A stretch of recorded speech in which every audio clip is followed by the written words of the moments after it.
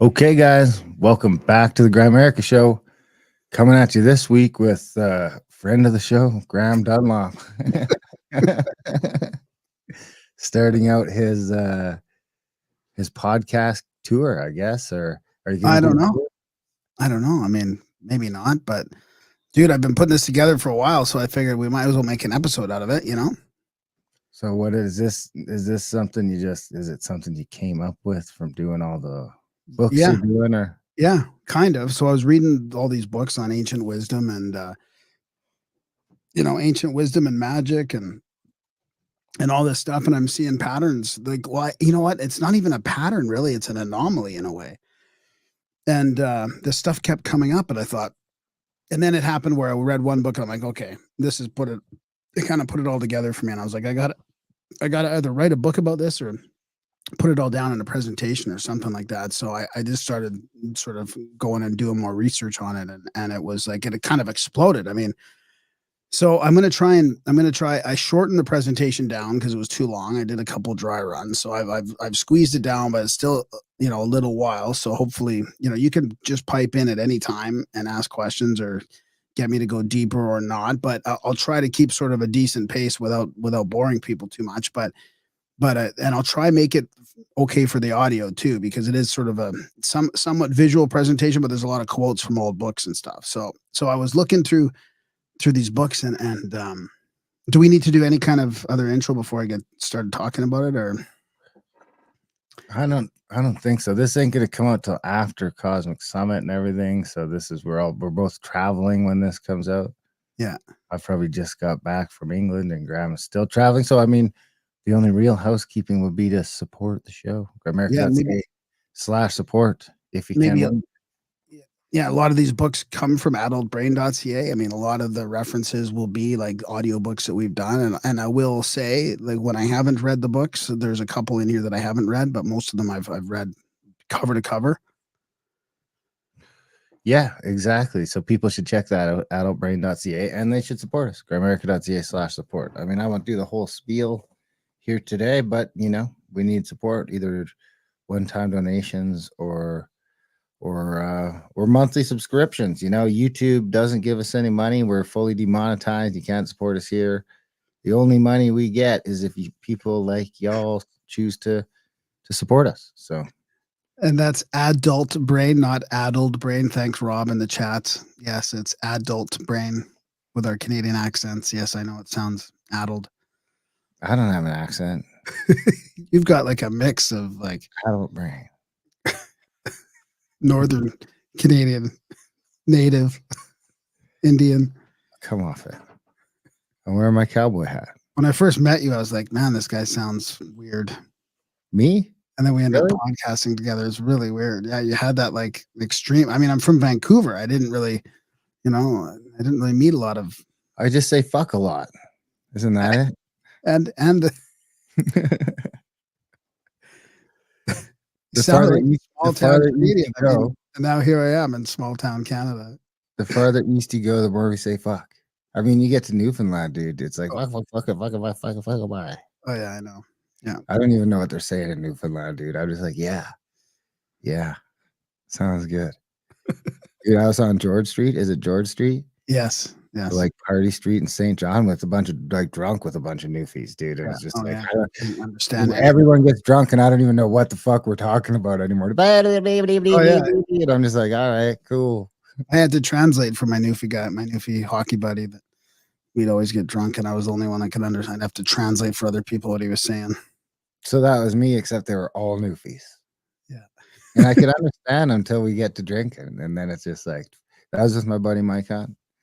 Yeah. Mike Hunt from Newfoundland. And dude, that was actually right when I got clean. I was like, I like woke up in a hotel room on the bay after partaking in some drugs and alcohol. I went pretty hard there too. Yeah, I went pretty hard. Woke up in the morning, like looking out the window on the bay, and I was just like, I gotta fucking make some changes. And I only did coke like fucking twice since after that, and then I was like, it wasn't the same because it was a real epiphany in that hotel room. It was like rock bottom, Yeah. there was some rock bottomness to it. Yeah, that's good. Good. That's good that you recognize that. Here we are. I mean, I probably started the podcast fucking, so that would have been 2010. So the podcast started 3 years after that. Yeah. Yeah. Right on. Well, okay. So when I present it though, I'm not gonna see you in StreamYard, so I'll have to minimize my screen that I've got that I'm reading from. That's So you fine. know. I'm just gonna like mute and smoke weed. So and take this in. I'm excited to see this. I'm proud of you. Okay. I'm excited to see what you got. This is gonna set off a bunch of people. You know. So what happened is I kept coming across this 3-day thing, right? And mainly it was like resurrection, like we all know. There's a couple main ones, right? I'll go through this, but it was the resurrection and then initiations, and I started seeing initiations that sort of, and then it exploded from there. And I'm like, something is going on here, like something more bigger than I realize or anybody realizes, and I have no answers, but just a lot of questions, like what is this? So I mean, this is like a presentation of data and information, and then a bunch of questions. So ready? I think I'm ready. Yeah, I'm excited because I mean, before you get into it, I guess my thing on the 3 days has always been, I figure I'll get it out now, and then we can see if you can change my mind. But it's just always been on the solstices and the 3 days and the Son of God. And dude, so I started reading not reading, but I found that Old Testament of the Bible. And I started going through that. It's interesting because it's been 30 years. So it's interesting to listen to with like all the new information I've got over the years. So Yeah. I'm going to start bookmarking some stuff in that, and maybe I'll have a presentation about this. But dude, I got like, I'm not even through Genesis yet. And I'm like, shit, I gotta learn Greek. Yeah. Oh yeah, dude. I have a Greek website that I translate with. I have to always translate these Greek words into English words as I'm narrating them. So I always have to I found a really good one that you just plug in the letters and it gives you the word in English.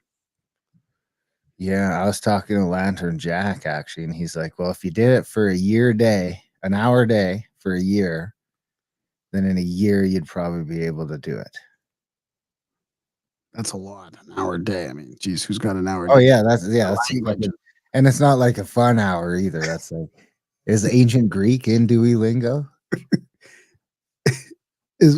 Yeah, exactly. That'd be if I could. Why does the audio version tell you that you got to learn Greek? Like, it doesn't. I'm just like there's words in there that I don't think are translated correctly. Oh, I see. Already. Yeah. And I'm like, well, I'd like to just read this bitch in Greek so that I can make those translations on my own with my mind, because my mind with my experience is gonna, if I knew the language, I can't actually really speak to this because I don't speak 2 languages. I speak a little bit of French, probably like as much as you.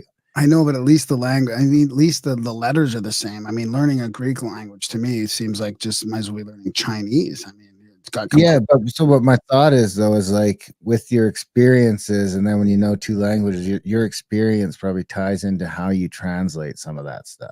Yeah. You know what I mean? Like if you're a dude who's a by the book, whatever, archaeologist or paleontologist that's been taught XYZ and you're XYZ, even if not, it doesn't even have to be like dirty pool. You know what I mean? You're just honestly doing your best to translate this stuff, but you're fucking pre-programmed that this is what's happened. And all that shit was translated when we were pretty certain, we were pretty certain about the history and the everything. There wasn't really any room for all the crazy ideas that are going around today, and that there seems to be a ton of evidence to support. I mean, so it'd be interesting to, like, I'm not telling you right now, before people say that I'm going to turn to a Christian. That's not going to happen.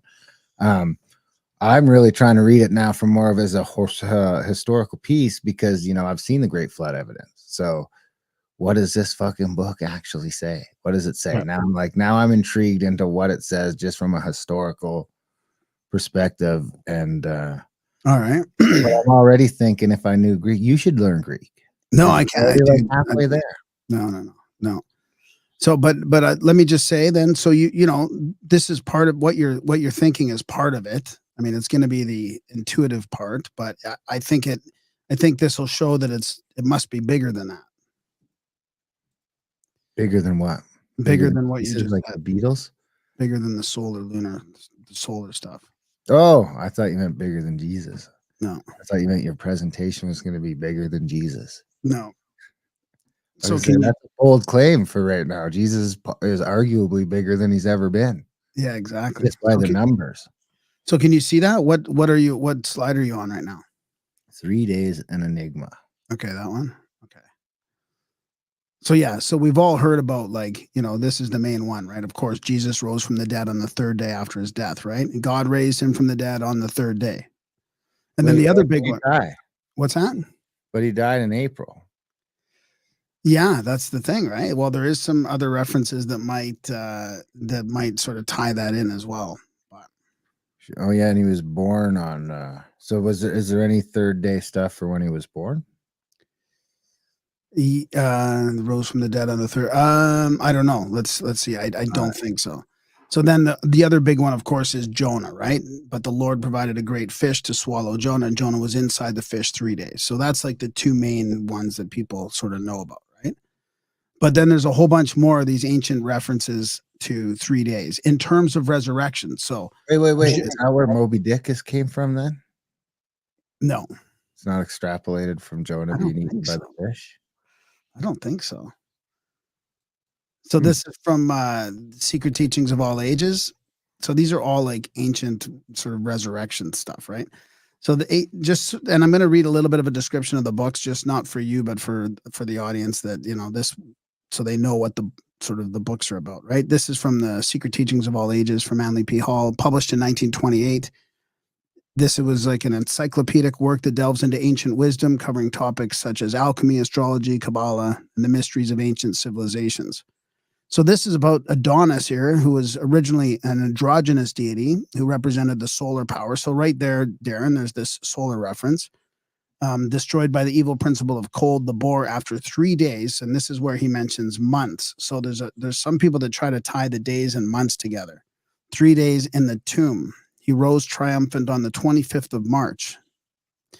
Amidst the acclamation of his priests and followers, he has risen. Now, the weird thing is, like, Bacchus as well was from March 25th. Now, March 25th, funny enough, is my sobriety date. That was weird reading Manly P. Hall. I'm like, oh my God, this is like there was this resurrection on March 25th, and that was my sobriety date. And it wasn't just Adonis. Bacchus was in there too, I think. And when's Jesus? Because sometimes Easter's in March. Yeah, exactly. Not all the time though, right? I guess it would be. I don't know how they figure that shit out. Yeah, I don't know how they figure that out either. So then we get to like Greek mythology with Dionysus.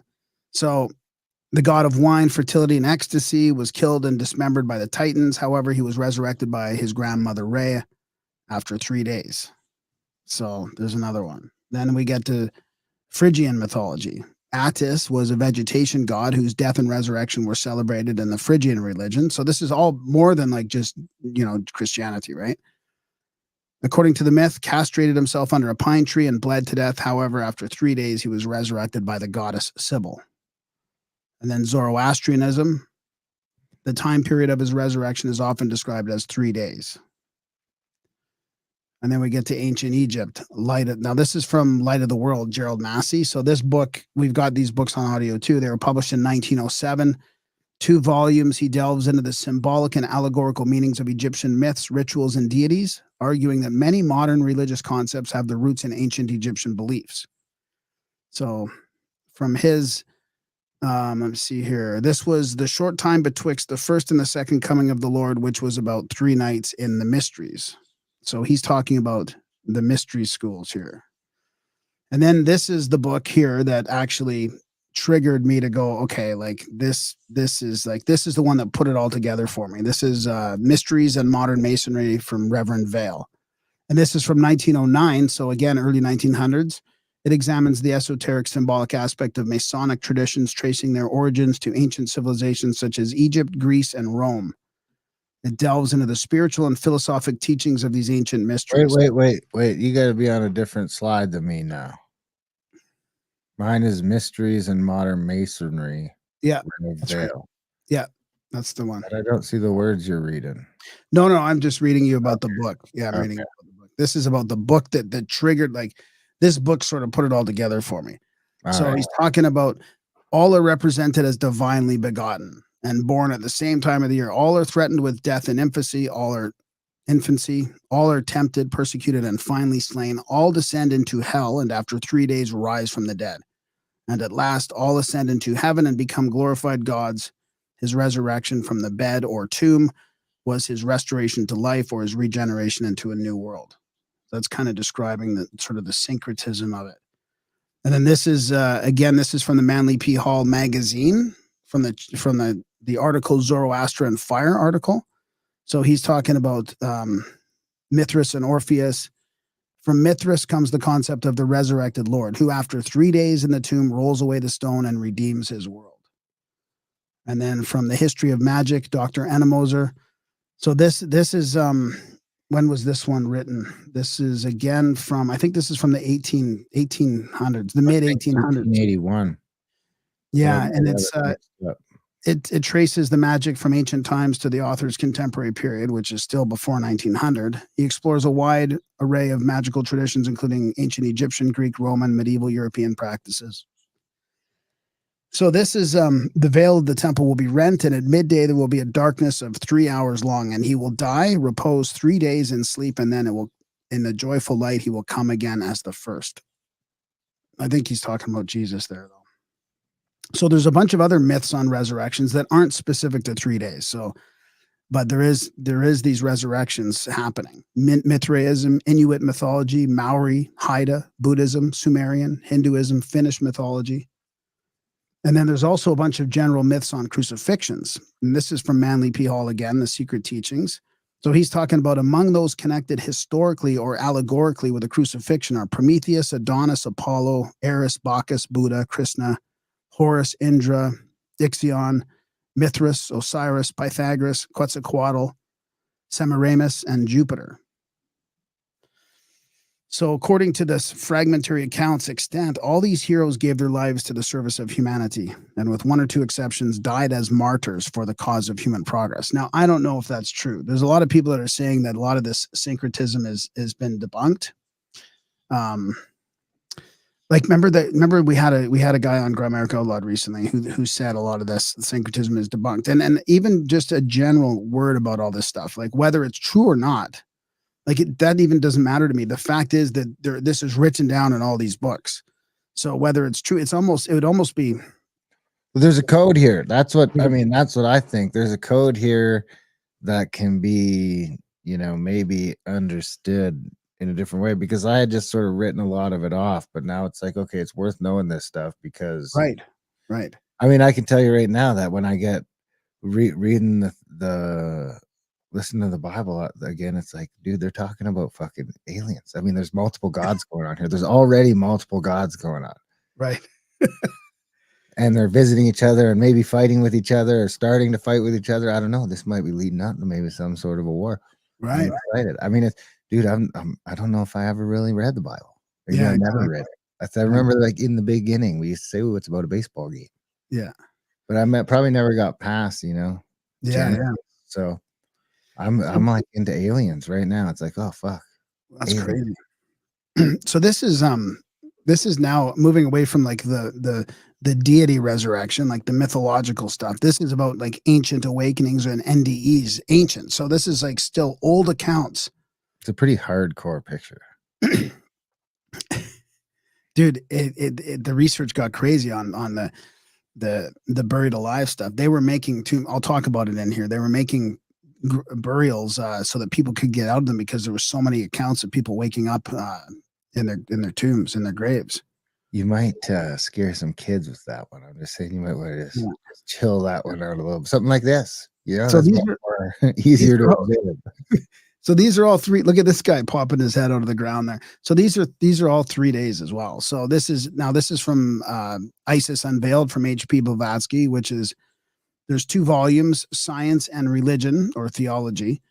They challenge the orthodox science and religious doctrines, proposing that ancient spiritual knowledge holds the keys to understanding the mysteries of existence. So here's one. Demon Brook mentions a peasant who gave no signs of life for 3 days, but when placed in his coffin near the grave, revived and lived many years afterward. And then again from Isis Unveiled, Plutarch, relating the story of Thespesius, who fell from a great height and lay 3 days apparently dead, gives us the experience of the latter during his state of partial decease. So, and here, okay, I'm going to go on with what Thespesius says, because it is interesting going back and looking at some of these old things. Then observed that he was different from the dead by whom he was surrounded. They were transparent and environed by a radiance, but he seemed to trail after him a dark radiation or line of shadow. So that sounds like an ancient NDE to me. Again, Isis Unveiled, and the great dragon was cast out, that archaic Ophis, called Diabolos and Satan, that deceiveth the whole world. It is added, they overcame him by the blood of the Lamb. The Lamb, or Christ, had to descend himself to hell, the world of the dead, and remain there 3 days before he subjugated the enemy, according to the myth. So that's just another sort of reference, I think, to Jesus. But what they say is that he went to hell and back. Isis Unveiled again.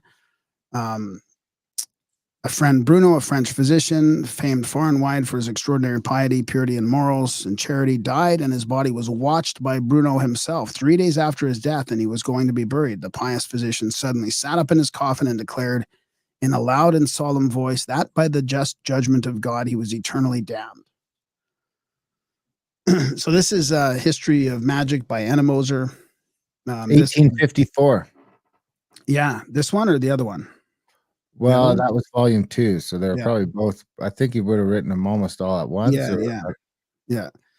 So this is a wide array of magic traditions, including ancient Egyptian, Greek, Roman, and medieval. Oh, I think I already read this description of that book. Anyways, also notable magicians and alchemists, magic, religion, and science. So this is from the trance and somnambulism chapter. You must return to the earth. So it's interesting. They were, it sounds like an NDE account. You must return to the earth. This seemed like a sword through my heart. In an instant, I recollected to have seen my brother standing disputing with the doctor. So it sounds like an OBE/NDE. The 3 days during which I had appeared lifeless seemed to me not more than 10 or 20 minutes. The idea of returning to this world of sorrow and trouble gave me such a shock that I repeatedly fainted. And then from vampires. So this is History of Magic from the vampires. Could be abduction. Yeah, maybe. So in the beginning of September, there died in the village of Kisilova, 3 leagues from Graditz, an old man who was 62 years of age. 3 days after he'd been buried, he appeared in the night to his son and asked him for something to eat. So, okay, this guy appeared at night to his son, like it could be a ghost sighting or something. But again, the 3 days is in there. And just so you know, like I wasn't seeing 4 days, 5 days, 6 days, 2 days. I mean, there might have been the odd one, but 3 days was the one that came up all the time. And here's another one from the vampire. In the space of 3 months, 17 persons of different sexes and different ages died of vampirism, some without being ill and others after languishing 2 or 3 days. And then the next quote is, had nearly strangled her in her sleep. She fell into a languid state from that moment, and at the end of 3 days, she died. History of the Supernatural. So this is from 1863. Another 2-volume work, including ghosts, apparitions, witchcraft, spiritualism, and other paranormal activities. And he provides historical accounts and case studies from various cultures on this stuff. So this is from America. Whitefield went with William Tennant, who had once lain in a trance for 3 days and was saved only by his physician from being buried alive. You see that picture there? That's about, they were making these coffins for people so that they could actually like screw their way out of there if they awoke in the middle. So they're like basically like you can leave from the inside of the coffin. So is the premise here that lots of people just get up after 3 days? Maybe we shouldn't be burying our dead so quick. Well, isn't that I interesting? put that in my thing that if I die, to just leave me in the basement for 3 days. Day 4, do what you gotta do. Isn't that interesting, eh? I mean, well, there was a bit of a what do you call it? Like a bit of a you know, it was They put fucking doors on the inside of the coffins, yeah, man. I'm they were telling worried you. about it back then, right? Don't It seemed to bury be me for 3 days. yeah, it seemed to be happening a lot. And then you go back to the ancient stuff. So okay. Here's the next one. So this is when he was 12 years of age, the boy Jakul in an Icelandic version of the folktale goes in search of his father. They fight and the son is slain. At least he dies after living for 3 nights. In other versions, the fight betwixt father and son is continued for 3 days. The Arcane Schools. This one is published in 1909, another early 1900s one, and it's traces the origin and evolution of various mystical and initiatory schools from ancient times to the modern era. That's from John Yarker. So he's talking about Plutarch here, alluding to the actual divorce of the soul from the body. So he says, who apparently died from a fall and after 3 days returned to his body, and details his experience of the exquisite sights which he beheld. So it looks like another sort of long NDE. And another one from that same book. It was thought necessary, the legend says, following a widely spread belief that the structure should be sanctified by living sacrifice. And Odrian offered himself for that purpose and was buried alive. After a lapse of 3 days, Columba thought he would like to have a look at his old friend and uncovered him, upon which Adrian started up alive and began his experience. He learned the truth in the other world. There was no fall of man, no personal Christ, no personal devil, and no hell. So this is from Star Myth World, David Matheson. So when I was putting this presentation together, it led me to David Matheson. And David Matheson, and it sort of triggered a bunch of memories from when we first had David on, like back in 2014, 2015 on our podcast. And this is where sort of this whole thing started murmuring around in my brain. So he says here, a clear intimation of the resurrection on the third day is seen in an Egyptian text which runs, I will arrange for you to go to the river when you die and to come to life again on the third day. Isn't that interesting? So it looks like there's some intention here. So they're saying like, hey, you're going to come back to life on the third day. So it's not just like, popping out of a grave. And then the ritual says, Pepi is brought forth there where the gods are born. The star cometh on the morrow and on the third day. And then Star Myth World again, destroy this temple and in 3 days I will raise it up. But he spoke of the temple of his body and obviously his spiritual body. So that's about Jesus again. And then we get to History of Magic, Eliphas Levi. This book I have not read yet. I just have a copy. It's on my wish list to read it.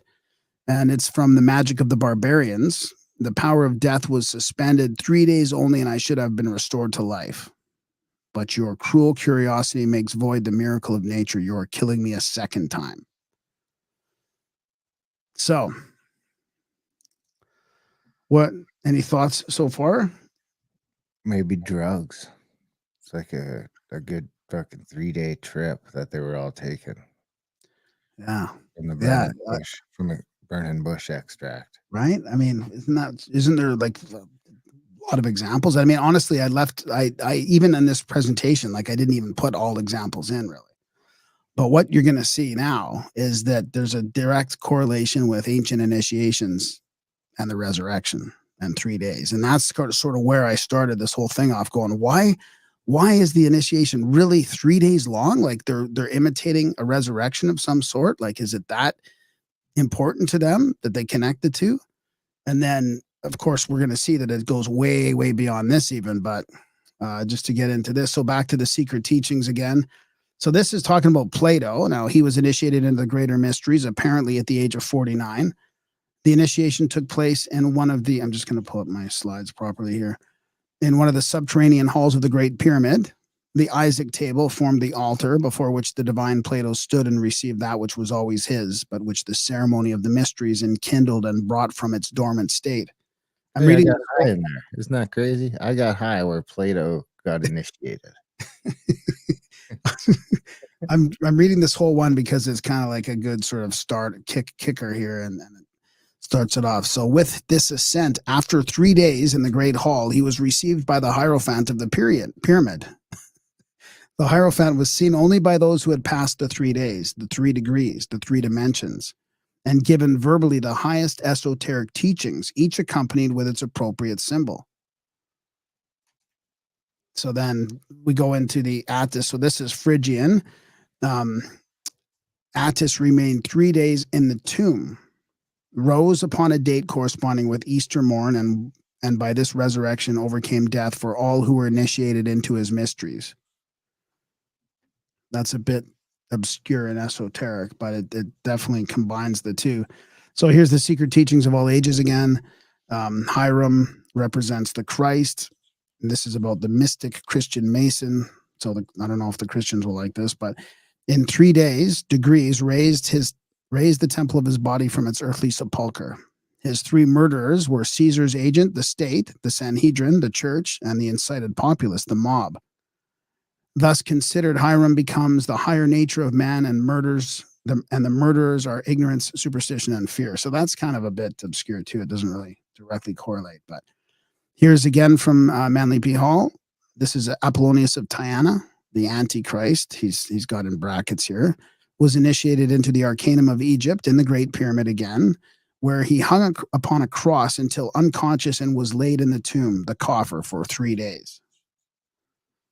Now to Blavatsky, The Secret Doctrine. Now this one was from 1888, 2-volume book again. Well, actually, there's 3. Hey, do you think that tomb is the same box we were lying in? Yeah, probably. Right? That's kind of creepy. Imagine sitting in there for 3 days. Like, was there just a lineup to be initiated in there for 3 days, or were they? I mean, imagine you could only initiate like 100 people a year. 3 days in there without anything, just dark, like total like sensory deprivation chamber. Yeah, because it'd be pitch black. You wouldn't hear Yeah. nothing. So this is Secret Doctrine. There's 3 volumes of this: Cosmogenesis and Anthropogenesis. Focus on the origins and development of humanity. I won't get into too many details about those books, but the candidates for initiation were placed in them for 3 days and 3 nights. Wherever there was no temple with a subterranean crypt, they built round towers for these purposes. So I mean, this is how important this was. They're like, if there's no subterranean, we're just going to build you a tower. Again, Secret Doctrine, Volume 2. He was allowed to remain in this state for 3 days and 3 nights, during which time his spiritual ego was said to confabulate with the gods, descend into Hades, Amenti, or Patala, according to the country, and do works of charity to the invisible beings, whether souls of men or elemental spirits, his body remaining all the time in a temple crypt or subterranean cave. So she's talking about the initiated adept here who passed. Yeah. So basically tied on a couch in the form of a tau in Egypt of a swastika with the 4 additional prolongations. Without, in India. Doesn't that just make a cross? So no, that like she's saying here that this initiated adept, depending on what country they were in, they had different ceremonies, different rituals. So like in Egypt, it was like a cross, it was the form of a tau in Egypt, swastika in India, and prolonged in a deep sleep in Asia Minor, the sleep of Siloam in the Asia Minor. In Syria and even Higher Egypt, he was allowed to remain in the state for 3 days. Interesting, eh? It's got to be drugs. Well, I mean, the sleep, the soma would be probably considered that. So here again, these words were in their turn the anagrammatic blind of the 5 mystic powers represented on the robe of the resurrected initiate. So right here, they're talking about a resurrected initiate after his last trial of 3 days trance. So after his death, in quotes, when the adept became the full Christos, the full Krishna, Vishnu merged in nirvana. And then this is again that book that solidified the examples of these initiations for me.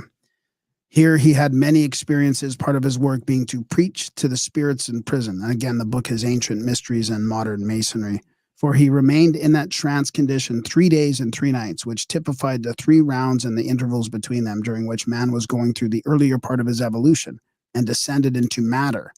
Then, after 3 days and 3 nights in the heart of the earth, on the morning of the 4th day, he rose again from the dead. So again, going down into, hell, Hades, Amenta. Well in a trance. Right. Same book. When the candidate had passed the probationary stage, he was clad in a robe striped with white, blue, and green, emblematic of light, truth, and hope, and confined in a cromlech tomb for parts of 3 days without food, dead in the language of the mysteries, after which he was liberated for initiation and restored to life on the 3rd day. The confinement preceded his initiation into each of the first 2 degrees. And then the same book again about the candidates in the caverns. This is crazy. So this is like they're scaring the shit out of you, right? They put him through a series of caverns where he met with practically the same experiences we have found in the other mysteries: the dark and gloomy surroundings, the pealing thunder, the howling dogs and wild beasts, the flashes of vivid light, monstrous appearances, etc. After 3 days of these terrors, he was confined in a cell for reflection. So this is like, scaring the living daylight out of you, sort of like a death, a fake death, the death of the ego. Ancient Mysteries in Modern Masonry again, and was placed under the pastos in perfect darkness, generally for the space of 3 days and nights. So again, that return from Hades.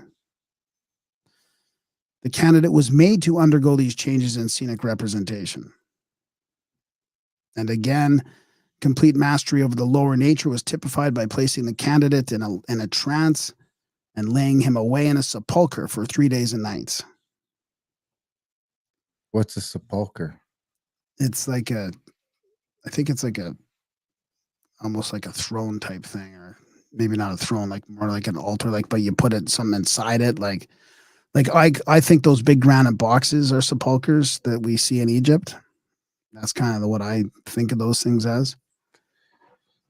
Dude, I think when they say the subterranean chambers, they're talking about the Queen and the King's chamber. Plato was lying in that box. I don't know. It's crazy. So this is from Secret Societies of All Ages and Countries. This is published in 1875. Another 2-volume work about religious cults, political conspiracies, and fraternal orders. The ceremonies lasted 3 days. The first one was of sadness. A cruciform pine with the image of Attis attached to it was cut down, the mutilated body of Attis having been discovered at the foot of such a tree. The second day was a day of trumpets, which were blown to awaken the god from his death-like sleep. And the third day, that of joy, was the day of initiation, celebration of return to life. So here's this to me, that's a picture of some of the subterranean chambers under Egypt there. Secret Societies of All Ages again. So they're talking about this being in an apartment. Before him stand 3 figures dressed as devils. He then parades the room 3 times without pronouncing a word in memory the descent into the dark places, which lasted 3 days. So definitely a thing. Here is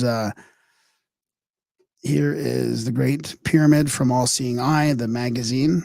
At the end of the 3 days, he returned to himself again, and having thus personally and actually experienced the great mystery, he was indeed an initiate, one who beheld and one to whom religion had fulfilled her duty by bringing him into the light of God. Arcane schools. After 2 days, the shows began with a procession, then followed for 3 days and 3 nights the mourning of Demeter for her daughter, after which a sacramental meal of cakes and liquor was partaken.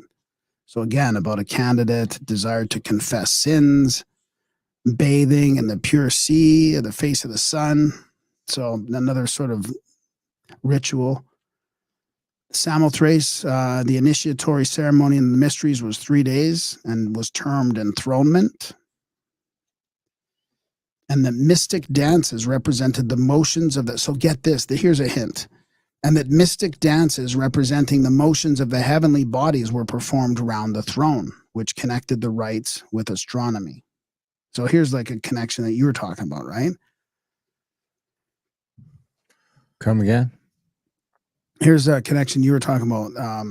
They were dancing, connecting them with the rite with astronomy. They were dancing in the motions of heavenly bodies. So that could be, saying it. So, so here's direct commentary connecting the resurrection and initiation. So I'll just go through a few of these slides here that just prove that this is a thing, right? From Manly P. Hall again, the all-seeing eye. From Pluto, The philosophic death of the mysteries was the true gate of initiation. And ancient mysteries and modern masonry again. The saying that the Son of Man shall remain 3 days and 3 nights in the heart of the earth corresponds with the ancient rite, but in the gospel story of the resurrection, the interval from Friday evening to Sunday morning cannot be regarded as 3 days and 3 nights. So there was a time when they were trying to get away from the long initiations because 3 days was too long. So they tried to say that, well, and some people say it nowadays too. Well, Jesus wasn't gone for 3 days. Like he was only gone for a day and a half. Like, so they changed it. They tried to change it to 27 hours instead of 72 hours. Egyptian mythology. Osiris, the god of the afterlife and agriculture, was killed by his brother Seth. His disembodied body was scattered across Egypt. After 3 days, his wife Isis managed to gather his body parts and resurrect him. The last part was the member that she found. Again, the Great Pyramid, Manly P. Hall. I don't know if I want to read this whole thing here. Oh, this is this. So here's some hints that you were talking about. So as far as can be ascertained, the King's Chamber was the scene of the great climax of the initiatory drama. So here, crucified upon a St. Andrew's cross, the candidate was suspended like the solar god upon his cross of the equinoxes and solstices.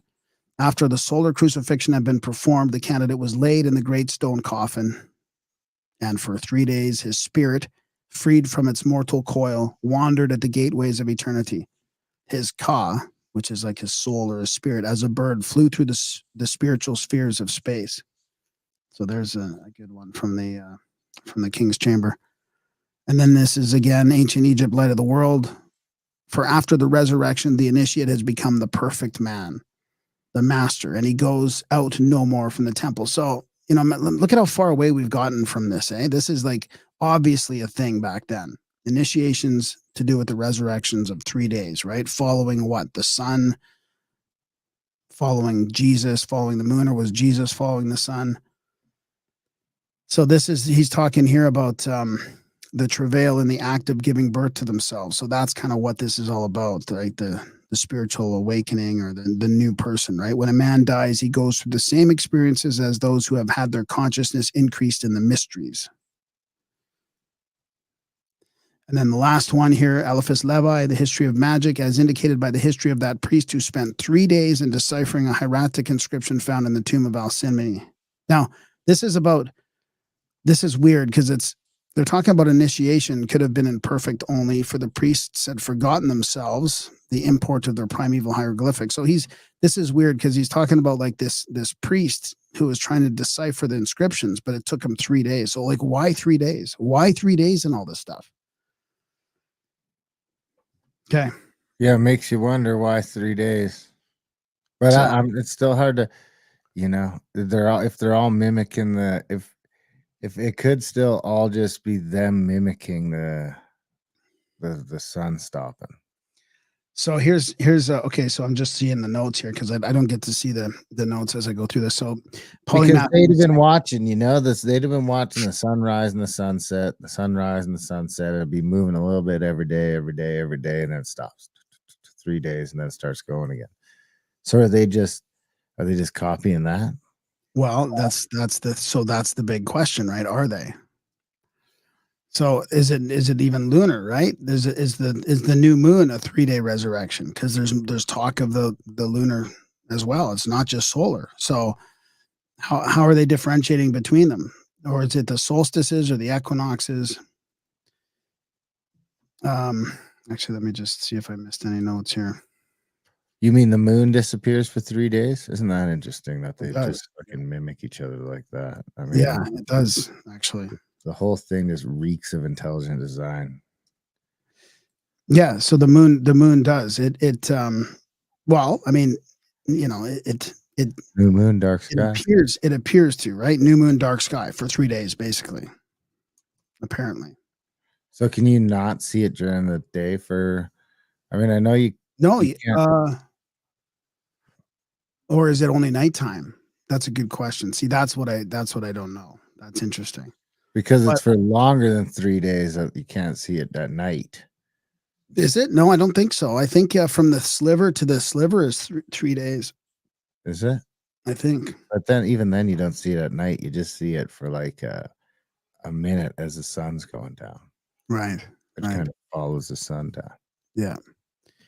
So like Polymathy was saying in the chats. Oh, hang on. I'm gonna have to. Somebody's doing something outside here. I have to close the window. Just a sec.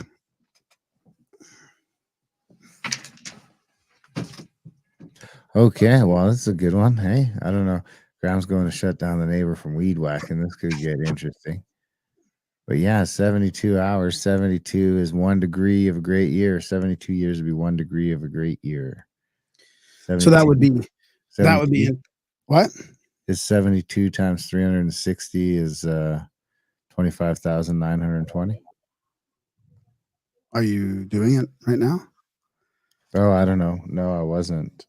72 times. I don't know. That would be interesting. What are you trying to figure out? 25,920. Oh, well, Polymath in the chat said 3 days is 72 hours, and 72 hours is one degree. 72 years would be 1 degree of a great year. I don't know what 72 Yeah, hours. it's 360. So you divide that great year by that, and it's 360. Yeah, that's exactly. So that's going to come up. Polymath is on. He's ahead of us here, of course, because here's the Enigma he's talking about, right? He's like 2 slides ahead of me, but he's also onto something with the 72 hours, which I didn't even realize I should put that in here. But here's the example of the solar Enigma, right? Here we see the movements of the sun over the span of a year. So it's kind of like that figure 8, right? Can you see my cursor? I can see your cursor. So, and here's the December solstice that you talk about at the bottom, right? So it kind of like when it goes down here, it appears to sit, right? It sort of stalls down there before it comes back around in January, February, March. And I mean, I always thought that maybe in the equinoxes as well. Like, remember you asked me the other day, it was like, wait, so that's 1 year? That's 1 year, not a Yeah. great. Yeah, so that's 1 year. Yeah. But this bottom part is kind of where it sits. Like this bottom part here is where it kind of goes around, and then this is where they say it stops for a few days, right? What am I looking at? What time? This is just a picture of the sun at a certain time of day. Every like so. Yeah, Every this day goes. for here. Yeah, Does like it this say what picture of the time it is? Enigma here. The December is the bottom here, right? So that would be at the bottom, right? Yeah, so it must be at like 4 in the afternoon or something like that. Yeah, I don't know what day this is taken, or what time. I feel like it'd be even more pronounced where I am. Yeah, that's the thing, right? I mean, that'll all depend on where you are, but the point being that it's that December part where it slows down and then comes back, right? It's an infinity symbol too. Yeah. So then it led me to the Star Myth world, right? So this is where he's talking about it exactly. That brought me back to like 2014 here. Because it says here, the significant pause before the sun's rising point can be seen to start moving back towards the north is almost certainly the reason for the celebration of the nativity at the point of the midnight, 3 days after the death of the winter solstice. So he's talking directly about what you were saying. Midnight on the 24th of December, at the very beginning of the 25th of December. He's referencing a book called The Devil's Pulpit here. And he references a lot this guy Alvin Boyd Kuhn, who we have some of his books on audio, but not this one, which is The Spiritual Sun and Moon from Alvin Boyd. I think I'm going to read this whole thing here. The divinity in man was typed by the sun, and the sun's yearly experience in its journeying was made the outward typograph of the experience of the spirit in mortal man. As the sun descended into the dark realm of winter, died and was buried out of sight, to be revived and raised up again to glory in the vernal equinox, so the god descended into the depths of night and winter in matter, lost his divine nature and died on the cross of incarnation, to rise again as did Osiris in Egypt on the 3rd day in the moon. So why the moon on the 3rd day in the moon? The new moon was born on the 3rd day of the dark period. And this, be it known on authority, was the origin of the 3 days during which all saviors in ancient scriptures reposed in the tomb of death. So I don't know how the moon and the sun correlate like that, but he's saying it's the moon here. Well, I mean, the moon and the sun tend to correlate quite a bit. So here's saying is the sun and moon together once a month descend into the dark underworld. There unite, and in 2 or 3 days the moon gives birth to their child, the new young moon. So is this just talking about the sunset though? Like the sun goes down there in the underworld every day, and sometimes the moon like once a month when the new moon happens, it goes down with the sun? Well, it would go down right before the sun. The sliver would go down. You know what I mean, though, right? Or it doesn't happen at the exact right time, but at once a month at least that there is that. And then would this be a calendar of 13 months back then? Probably, right? So that maybe there is a new moon every month. Months. What? 13 28-day months. Yeah. And then the new moon every month, the sun would go down with the new moon at some point. And then the sun brings back, or you know what I mean? The sun brings back the new moon. I don't know. I mean, I was trying to look up, oh man, you know what? I forgot to do it for this presentation, but I was trying to look up when the new moon happens on December 22nd or so, you know, when the actual solstice happens with the new moon. Like, would that be a special time, you know? Would the ancients see, like, I don't have any direct references to that, but it would be interesting. Yeah. I mean, I wonder where it fits on the like 18-year cycle of the moon. Right. Exactly. Oh yeah, I forgot about that. So here's ancient Egypt light of the world again, and he's talking about it. The lunar lady in her poor and lonely state goes underground or enters the waters to make her transformation and is invisible during 3 nights and days. So he says and days, which correspond to the 3 days festival at which Cinderella lost her slipper. He's just making these other references that don't really have anything to do with this, but and he also says the meeting of the sun and moon in Amenta was monthly. So they met down there monthly. This is the same book again. The prayer of Jonah in the belly of the fish talks about this, but he says again, who is for 3 days and 3 nights in the lowermost depths at the time of the winter solstice. So again, this goes into Sheol, the underworld, hell, Hades, Amenta. In this legend, the belly of the fish is identical with the belly of Sheol, the womb of the underworld. And then Ancient Egypt Light of the World, Volume 2. Both solar and lunar reckonings remain, but hugely gaping apart with a gulf forever fixed between the two. The Son of Man was to remain 3 nights as well as days in the heart of the earth. That is in keeping with the solar reckoning, whereas the resurrection is on the 3rd day, the same as that of Osiris and the moon. Oops. Gape and Graham. Hey, the full moon seems to happen like every 20 to 40 years. So I would imagine the new moon would be super similar to that. Probably would make sense. Do you How agree? many? So I'll run down the last since 1800. So this is the full moon occurrences on a solstice. I'll just do winter. So 1809. Okay. Well, go ahead. 1809. Yeah. 1828. which is 19 years. You're going to notice a cycle here, I think. Then 1828. And then 1866, then 1885, then 1904, and then 1942 to 1961 to 1980 to 1999. Yeah. To 2010. So the new moon 2094. So the new moon would be 2010, 20 what? 2010 to then 2020, 29. Yeah, 19 years. Yeah, and Polymath is saying the metatonic cycle, sun and moon, is 19 years or 235 lunations. I thought it was 18.6, but That sounds close. Yeah. And then North Star says the rising sun, man, and the dying sun, man. Two big rituals. He's talking about summer and winter solstice. Yeah. So then would you say the new moon is in between those, like right in between them? I would say right in between them, but I'm just trying to find another chart. Yeah, it's funny. There's not a lot. Most of it's about full moons. There's not a lot. There's not a lot to. It's not easy to find the new moon. But I think it would be right in between those. Yeah, that's what I was thinking. So here's some weird ones. This is getting into the deluge a little bit too. And wait till you see the rest of this. I mean, geez, you're gonna get blown away by the time this is done here. This is only still in like the where am I?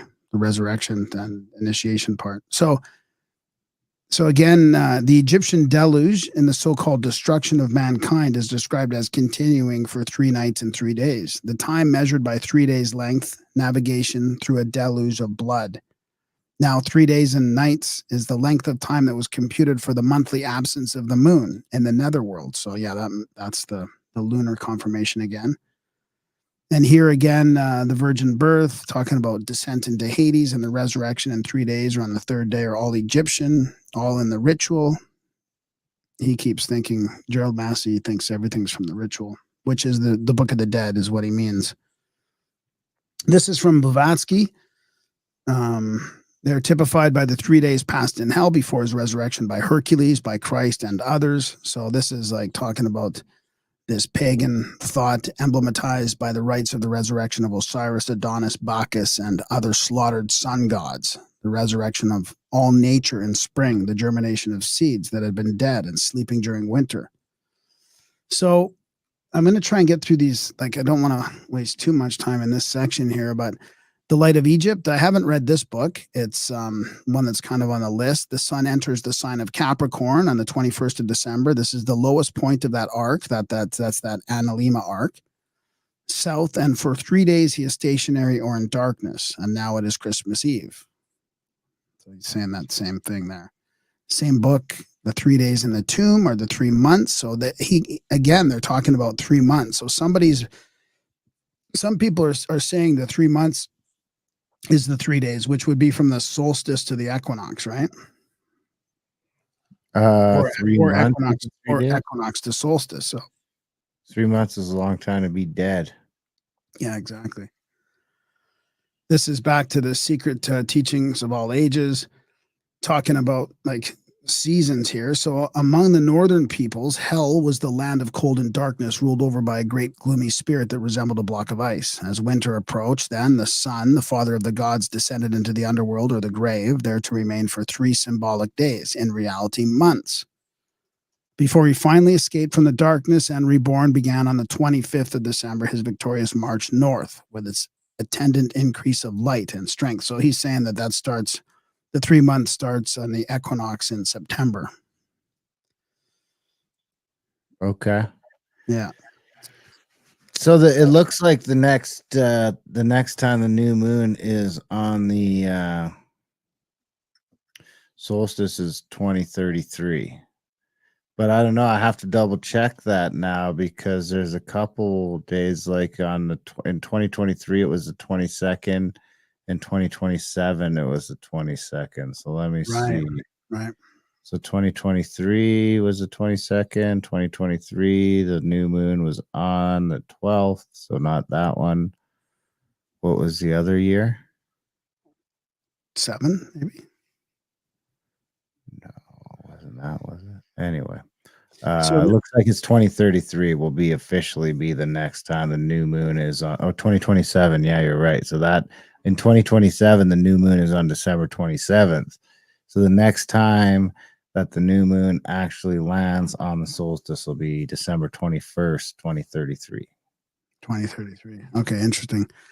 So this last quote here in this section is just from Manly P. Hall. I don't think I'll read the whole thing, but it is again sort of combining the initiation, the seasons, the spiritual understanding of that, and the resurrection, and the soul or the sun apparently standing still for 3 days. So he kind of combines it all here. So now we get into some interesting, like ancient and esoteric reasoning for this, like for what happens during this 3 days, like not from a solar perspective, but from a human perspective or a spiritual perspective. Ba-da-ba-ba-ba. Do you Maybe there's a connection here with the awakenings. This is some strange or maybe not so strange examples about what the ancients and occultists thought about this 3 days in terms of resurrection, at least, or after death.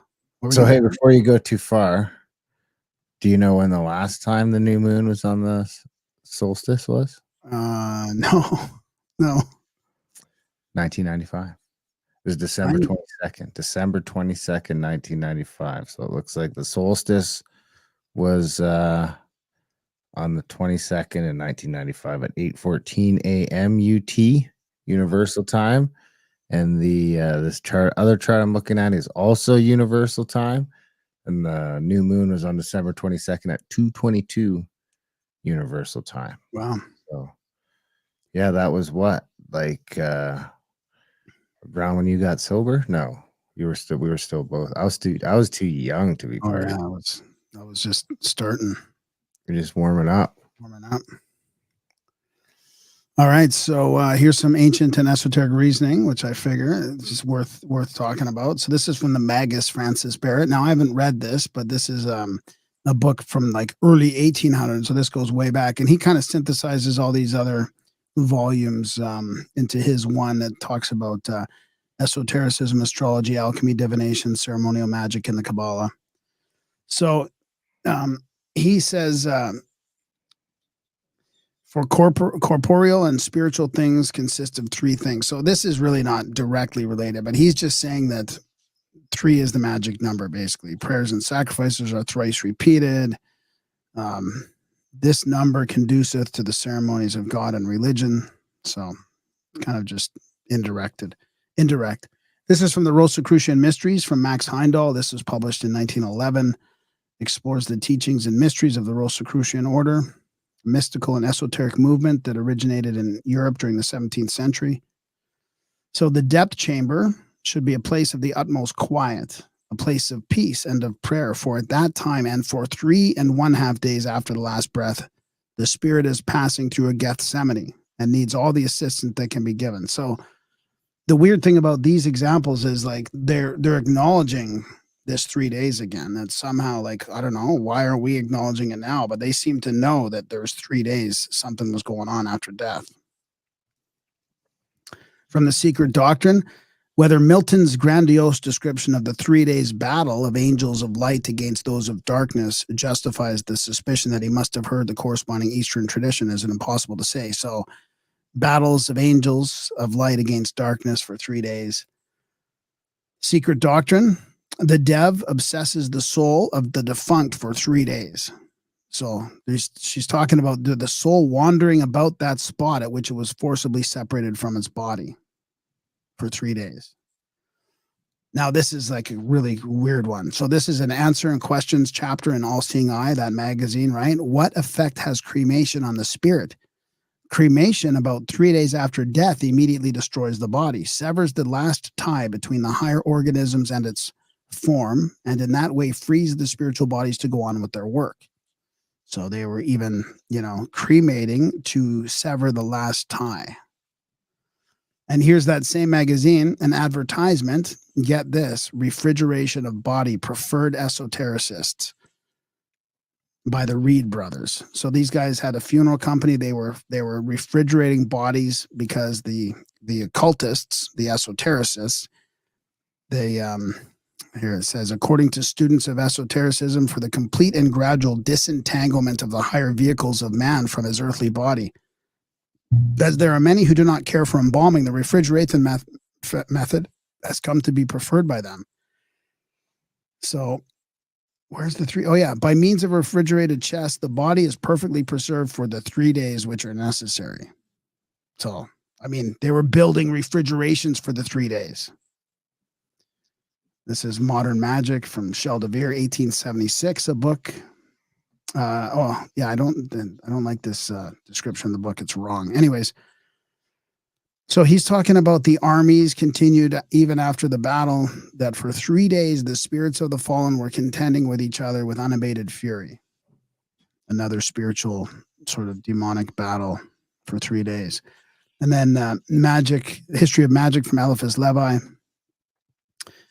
There were meetings and still meetings, both evening and morning. These were processions for 3 days and 3 nights. Fasts were imposed on the priests. Houses were visited by them. So they were taking this precaution that was pretended that the devil would have been taken by surprise and would not have attempted to return. So this is talking about meeting, I think, in the other realm. So what do you think about that? Interesting or kind of weird? Yeah. Yeah, it's kind of weird. Seems acknowledged. So I mean, so keep going. This is Did like, they refrigerate the body to go back into it, or did you just don't want the body to rot for 3 days until the soul is gone? I know, yeah. And like then it makes you think about the Egyptians, right? How much work they did to embalming and all that stuff, and how much care they took into it. Like, Yeah, that's weird. so I mean, it goes on to a whole other level here. Now I combined a bunch of these things. Let me see. I'm not too sure where I've combined these because there's so many, but let's just continue on here. So this is now, there's a whole whack of examples of ancient healing and prophecy as well. So not just resurrection, not just initiation, but again, from some of these same books. So this one combines everything here, but it's Gerald Massey again. The healing was then a mystery of the resurrection. So he's talking about healing and the resurrection. The same in the canonical as in the Egyptian Gnostic gospel. The same in both as in the Book of the Dead or ritual of the resurrection. 3 days was the length of time allowed for the burial in Amenta. This would constitute a 3 days fasting of the dead. So he's saying that also means fasting. So the 3 days that you're gone in Amenta is a 3 days fast. So this is from again, Gerald Massey, 3 days of the full period, and this is the length of time over which the miracles of healing were extended, and during which the multitude with Jesus had nothing to eat because they were with him in the valley of Amenta. Then the 3 days fast was ended by the feeding of the multitude of what the ritual terms celestial diet. Isis unveiled. This was talking about a dragon, the venomous stench, and he basically had a thorn in his eye, and he had to go to the saint's pillar and press his eye against it for 3 days. Secret teachings of all ages. 3 days before the time set to receive communications from Apollo, the virgin priestess began the ceremony of purification. So talking about these healing prophecies and history of magic from Anna Moser. This is about, again, one of those weird healings, and take these things for 3 days mixed with honey. And the man became sound. So there's this 3-day healing. The history of magic. Again, white cock with milk, bathe your eyes for 3 days, and behold, he received his sight. So again, 3 days. And there wasn't I'm telling you, I read these books, right? From beginning to end. There's not 5 days, 4 days, 6 days. Of course, there's going to be the odd one, but for the most part, it's all 3 days. So this is about Socrates, in which this beautiful woman addressed him in the line of Homer. After 3 days wilt thou arrive at the shadowy Pythia, his home. And so it was. It happened that he dreamt 3 days before his death that he saw a fluttering bird, and afterwards that a woman appeared to him in white apparel and said to him, prepare to die. You will not exist in 3 days. The Magus from Francis Barrett cures him in 3 days again. So it's another cure of 3 days. This is back to the Star Myth World from David Matheson. The fasting, the 3 days fast is emblematic of the 3 days in the bleak underworld without the sustenance of the solar light, the divine bread of life. And then this is about Jesus, who said, go to that fox. Behold, I cast out devils and I do cures today and tomorrow. And on the 3rd day, I shall be perfected. So, even to describe more, there's ancient fasting. So this is where, to me, it really starts to ring resonant with what we're doing today. So this going back to ancient emerald tablets of Thoth. So this is again all you three. can't. There's not a lot of people crucifying themselves for 3 days in the Great Pyramid and then getting dumped into the coffin. Right. Do you think they actually nailed him, or they must have just tied him up? Is it still called crucified if you're just tied up? Yeah, man. You just have to be attached to the cross, not nailed to it. Yeah, probably. Yeah. Probably. I feel like. Well, yeah, because it was it was only an initiation. They weren't going to really try and kill you. This is all before Christ, though. Yeah, exactly. Wait, is Plato? Yeah, Plato be before Christ, right? BC. Yeah, so this is from the Emerald Tablets of Thoth, right? The 3 days, eat not food until 3 days are past. Come to the chamber beneath my temple. I mean, I think we're really underestimating the amount of healing temples and fasting and dream work and stuff. Why was Plato being crucified before Christ? No, Plato wasn't in there. That was a different quote. Plato didn't. Plato got initiated in the Great Pyramid, it said. Yeah, but not necessarily on the cross. Yeah. Not crucified. Yeah. I feel like he was crucified. This is from the Oracle of Delphi. I mean, maybe he was. I mean, this is like, I think this is so underrated. What we know. I'd be more surprised to find out he wasn't. Yeah. Well, you see that most crucifix were tied and not nailed. Graham, we could crucify you. There you go. After you do my wedding. Yeah. Then we'll crucify you for the reception. Yeah. And then we'll let you down after it's consummated. So here's Oracles of Delphi. Again, underrated. 3 days before the time set to receive the communications from Apollo, the virgin priestess commenced the ceremony of purification. Was Oracles of Delphi was part of All Seeing Eye? Was it like one of those books within it? Because I remember there was some chunks. I've been meaning to ask you, and this is probably not the place to do it, but I'm going to forget. Should some of that be released on its own? Some of those books be pulled out. What do you mean books? Well, there were some parts of the All-Seeing Eye fucking ongoing thing that went to like chapters, you know? Oh, I did. Like yeah, those are all 5-hour books. Yeah, those are all. Yeah, they can be released on their own. Yeah, they're probably worth releasing on their own. Like Oracles of Delphi is a book, isn't it? Like, no, I don't think that is. I don't. But there are some. I can go through all the notes and find them. There's a few fiction. There's some mini fiction stories, right? Some short story fiction ones. And then there's some like 2 or 3 parters, like Oracles of Delphi might have a 2 or 3 parter. Yeah, it's fascinating. Yeah, because the All-Seeing Eye is super overwhelming for anyone to look at. It's like, holy shit. Oh yeah. It's like 80. It was the longest book we ever did. I can't remember how long it was. It was like 79 or something hours. It's the longest one we've ever done. And we got some fucking doozies. Yeah. Because the combined works of Fort was 45 hours or something like this. And the All-Seeing Eye was a fair bit longer than that. Actually, I think it's 7 YouTube videos. So over 60 hours. Yeah. Over 72 hours. Yeah. Did you put them out in those big chunks then? Not yet.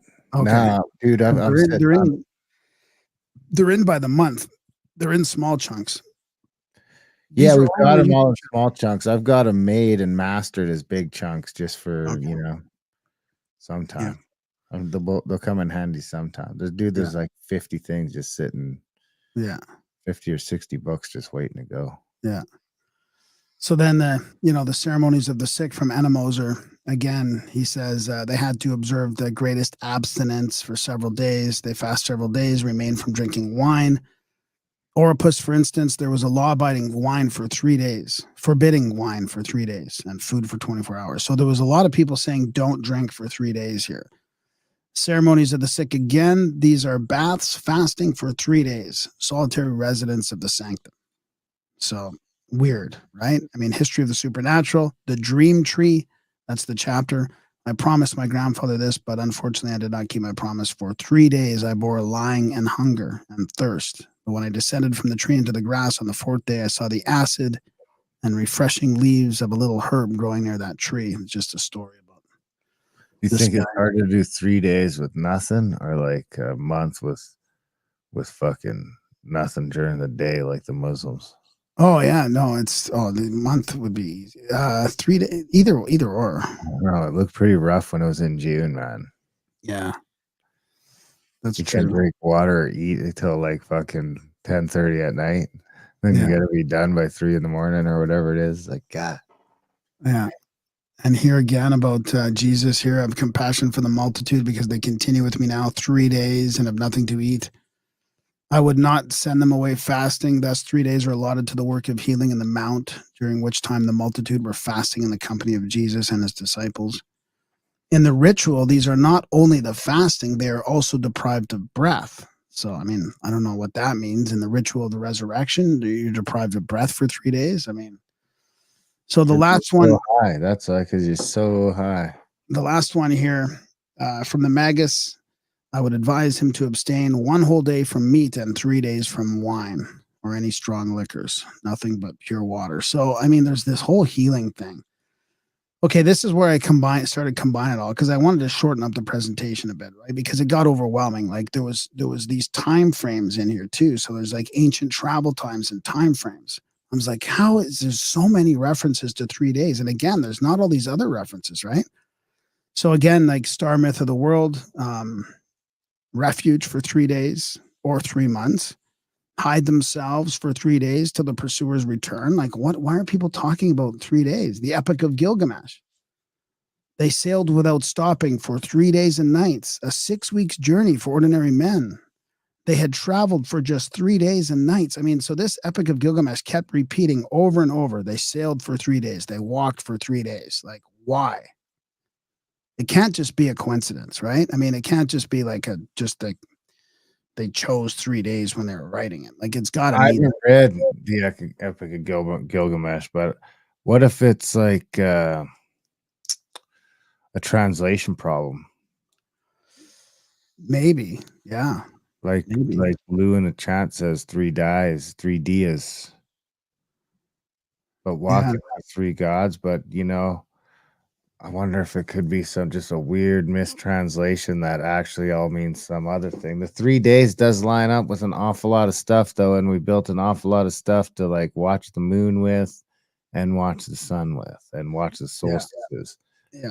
especially the solstices when shit is not moving for 3 days. Yeah. So I combined a lot of these quotes here in the books that I found them in because there's a compilations here of various texts. I'm just going to whip through it so I don't waste your time. But this is from Isis Unveiled in Genesis, creates light, and 3 days and 3 nights are alleged to pass before he creates the sun. And then they talk about Jesus in the temple, rebuild it in 3 days.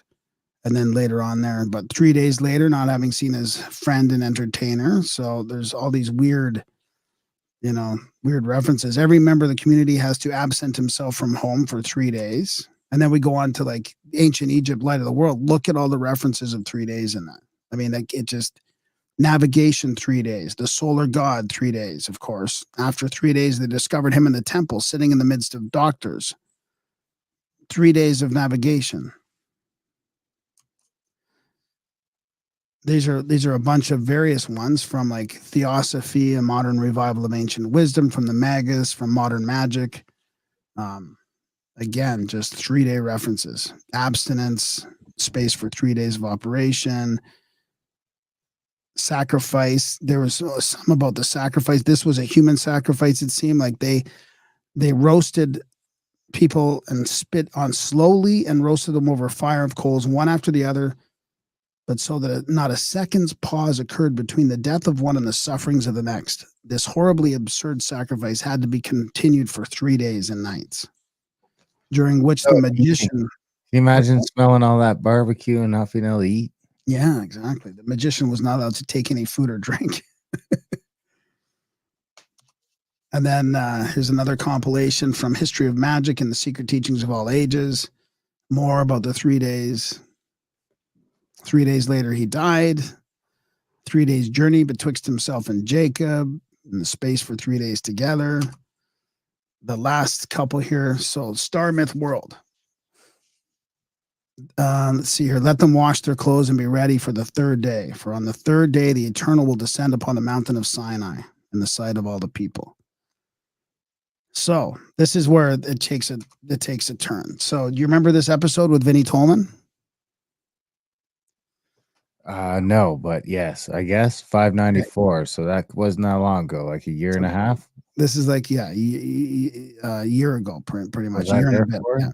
Yeah. Vinnie Tolman. So Vinnie Tolman, like this blew me away, right? Because I was sort of all this stuff was ruminating in my head. I was thinking about putting it all down.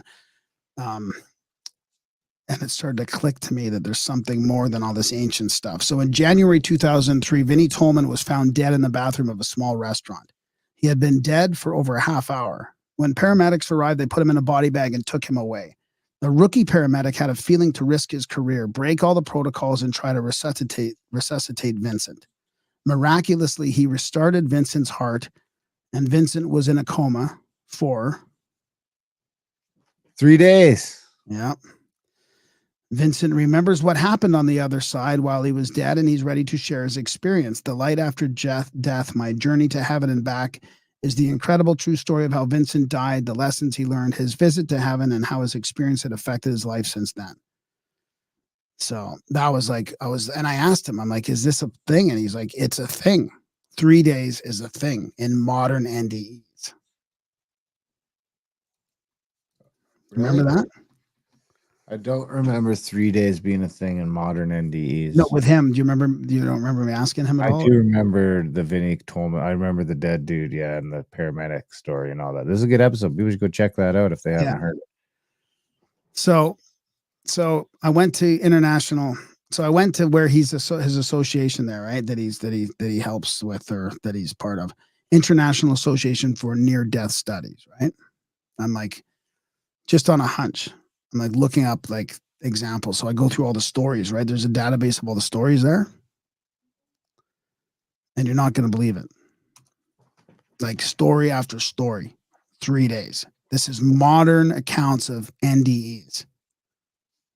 There was maybe a couple of 1 day, of course, 1 day, right? People are going to wake up after 1 day, but there wasn't 5 days, 4 days, 6 days, anything, but there's example after example here. So ended up going into a coma on and off, in and out for 3 days.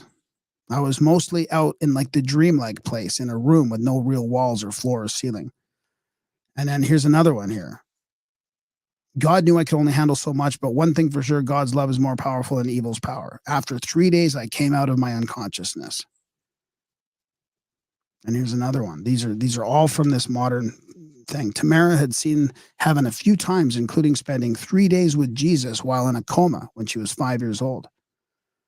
The vehicle landing on frozen ground due to the temperature's loss of blood was minimal, but I was out of body NDE for 3 days.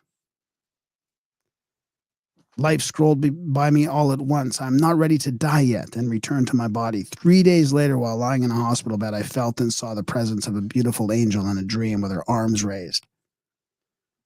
And this one here is interesting. It is of vital importance that this actually occurred in Earth's time 3 days after he had passed. However, in eternity, there are no confines of time and space like years. So this is about like of my son from this earthly life to the other side. I could know what he was thinking. When I went into my room, I slept for 3 days. When I woke up, I wasn't me anymore. I've never been that person since. I mean, that sounds like an initiation, right? Or a long NDE when people come back with special powers, or people would come to the house and I could see up and down alongside of me a few times and leaves. I wake up in the hospital being told later I was in a coma for 3 days. The whole time I was in my experience, I've been sleeping in a coma that lasted for 3 days. Time to return. I was afraid of the noise. I was told it would not do me any harm and I would be okay. I was in a coma for 3 days. I mean, it's unbelievable, right? How many of these?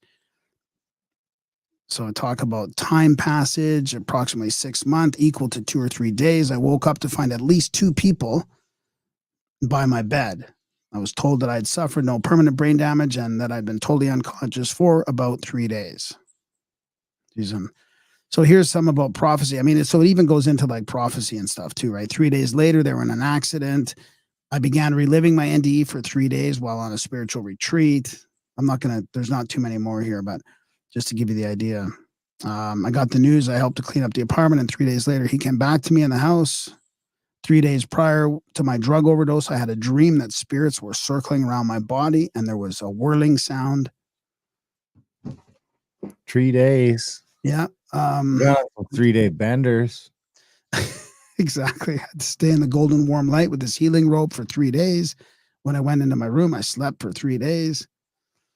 So it's almost done here, but just to sort of tie it up here, why 3 days, 72 hours, like that guy in the chats mentioned, right? 72 hours. What is happening? And now that we know that hours, like the hour time is sacred, right? It's part of the sacred system, right?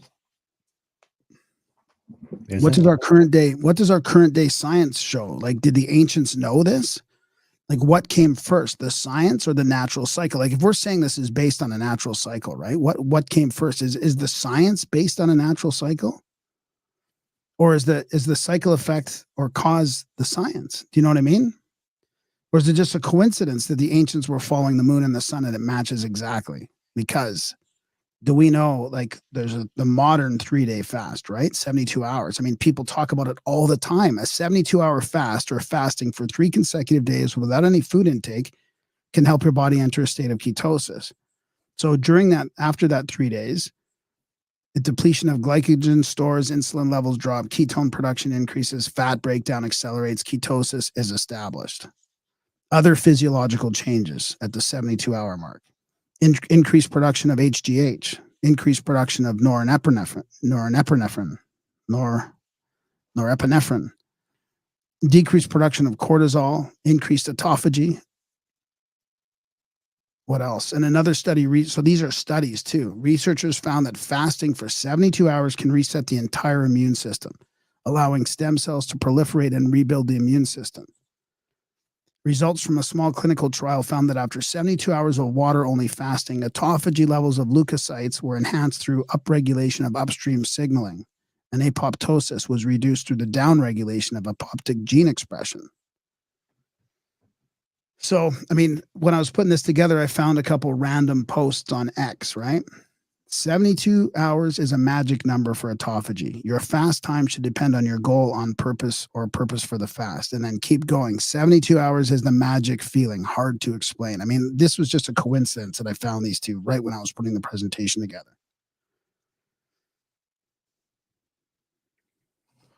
Huh. Abstinence and withdrawal. At around 72 hours of abstinence, the body has reached a critical point where the withdrawal symptoms peak. The 72-hour mark is a critical point in the withdrawal process where the body is trying to readjust to the absence of alcohol. So, I mean, it kind of puts these ancient things in like a weird modern scientific thing, right? I mean, they're talking about fasts and abstinence.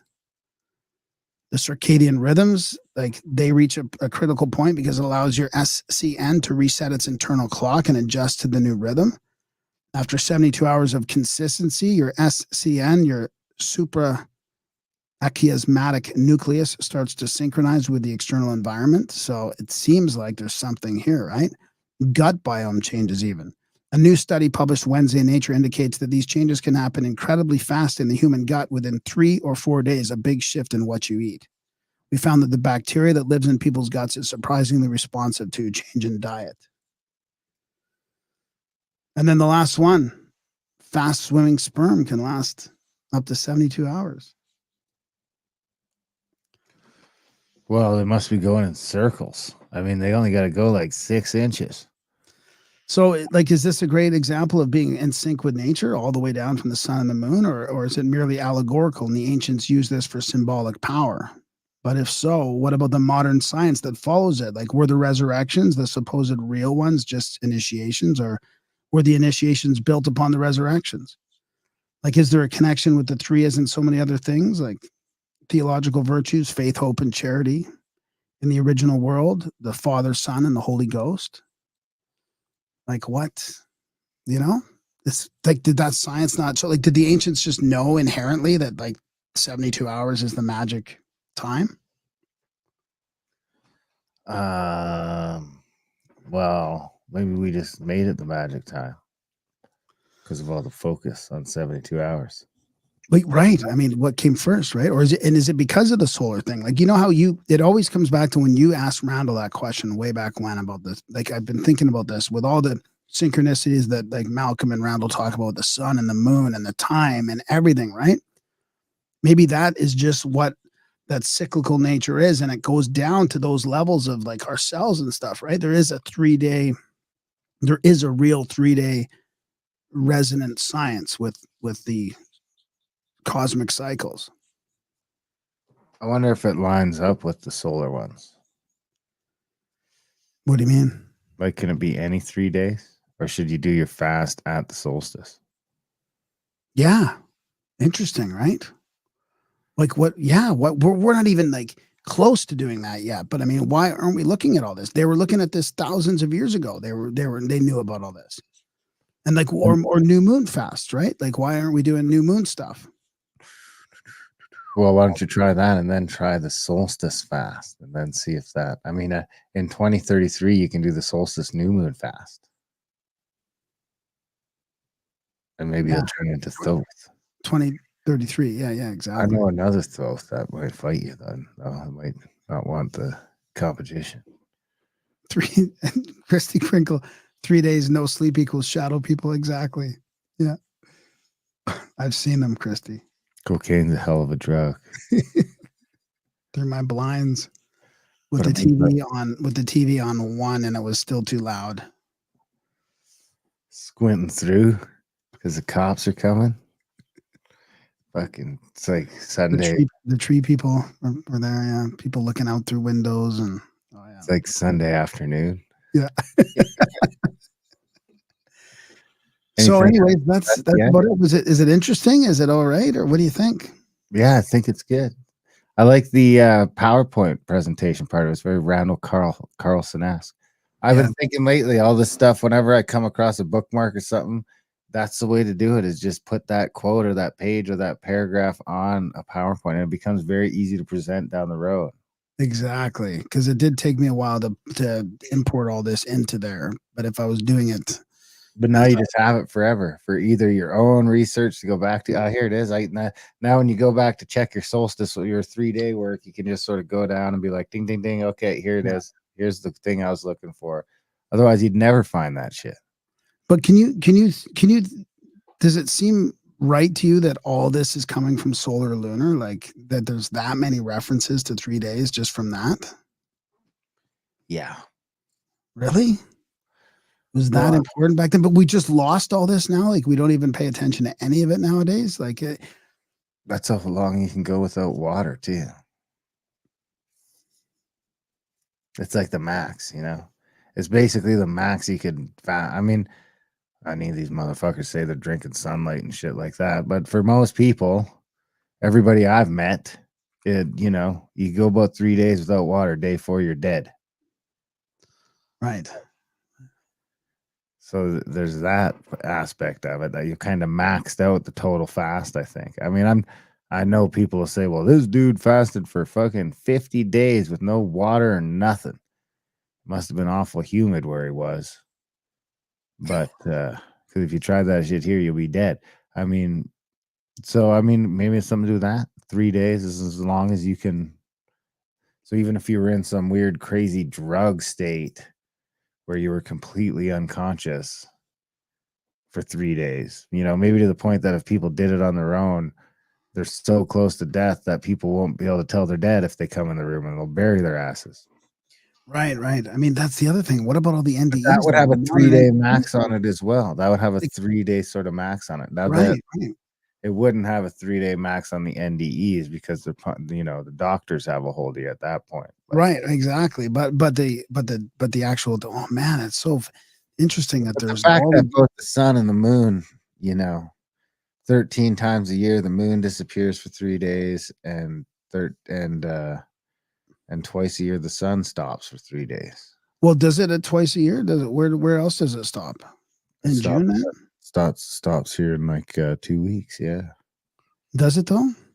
Yes. Yeah, it's 3 days on each end for what it is. If space works the way they tell us, then the earth has to, it can't just ding ding, it's like right now the earth is tilting into we're tilting down, I guess. The northern hemisphere is tilting south for another 2 weeks. And then I feel like if it just started tilting back in the other direction, so if you really look at and this is what makes me really believe that we don't live on a flat plane, because I'm watching the fucking sunrises and sunsets, like that's something I do as a hunter. I keep a real close eye on sunrise and sunset from I don't really care in August and September, but by end of September, you're looking at first light, last light, because your hunt starts 30 minutes before, and it's illegal to shoot before that or after that. So your whole sort of duck hunting or deer hunting or whatever you're hunting, it's you're kind of all set up around. Even if you're hunting all day, last lights, the last 30 minutes after the sun is set, that's your fucking heyday. That's where, if you're gonna shoot something 9 times out of 10, it's gonna be in then. So your whole day is sort of set up around this last. So I'm watching it, and so that's why if you watch the sun, if you look like right now, when we get to the closer we get to the solstice, if you start watching the sunrise time and the sunset time, you'll notice that by the time you get to like right down in the last, which is like a couple of seconds a day, you're gaining 20 seconds in the evening or 20 seconds in the afternoon, down to like 7 seconds and 3 seconds in some instances a day, like nothing. You know what I mean? On either end. But if you look at the equinoxes in March and September, 7 minutes, man. You're gaining 3 or 4 minutes on either side. So in a week, you gain an hour, almost a full hour of sunlight. Like, so, and that's when the earth is really fucking moving, and it has to. So if you just tried in September to fucking earth, let's go back the other way. That's like when you get, I don't know what happens, but that we would notice that. I feel like, what I mean? The whole thing is sort of going, hits max speed in September, end of September. October, it's slowing down. November, it's slowing down. December, right. When the days are shortest is when you're really watching. It's like, God, when are the days going to get longer? Well, it gets, by the December, the sun don't really fucking move for 3 days, and then it still takes fucking 2 weeks before you even really notice a difference. You know what I mean? So, for 2 weeks on either side, nothing's really happening. So to answer your polymathing and your question, like Polymath says, I probably agree with D. It really was that important, it seems. Now he's talking about the lunar and the solar influence. But what I guess what doesn't reconcile for me is the modern and the ancient NDEs. So you can see the initiations, the travel time, maybe the old stories, like the resurrections being the mythological stuff, the deities, like all that being based on the lunar and solar. But what about all the ancient NDEs and the modern NDEs? Like, is that just a completely separate category? Could be that your subconscious body knows 3 days is the max. If this dude, I mean, outside of the fact that now you're in a hospital, which is a very small sample of human existence, where you can be dead for all intents and purposes and not actually be dead in 4 days. You know what I mean? So it's like all of your evolution says that you need to drink water every 3 days at a minimum. So but is that tied to the solar? Is that tied to solar mechanism?